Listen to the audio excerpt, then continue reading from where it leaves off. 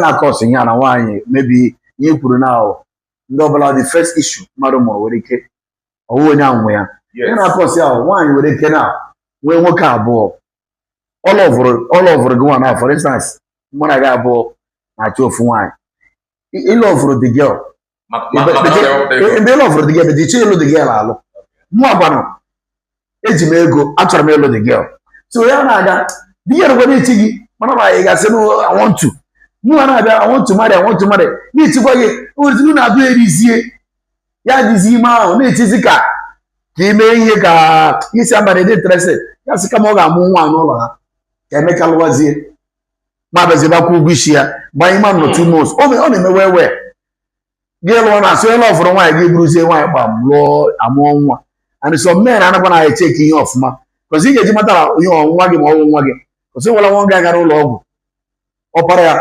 asi ya opara blood opara na opara ya ma achọ ga-enyela opara blood ịhụla na ọwụ nwa ya because nwa gị rọọra ị ga-enyela ya blood na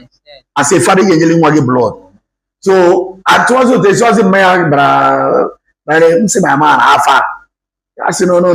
to sheme so no problem na gabasi aga le DNA test amai ma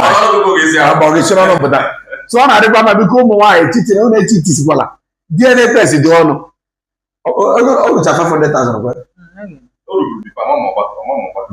ọmọdụ ala ya ga lee test ọ ga-ere million adị so ọ na-ga-emeta ya price ya nọrọ 50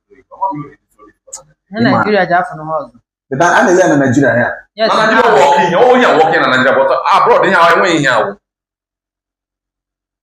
okenye because ha ma ha etinye okenye onye ọbụla agha ga-adị n'ezinụlọ onye maka ụmụ nwaanyị na anyị na-eme onye keme onye nwaanyị wụ amụta nwa ozugbo ji ebere ka nna ya ozugbo ebe ahụ nọ Nigeria daddy this is Nigeria not America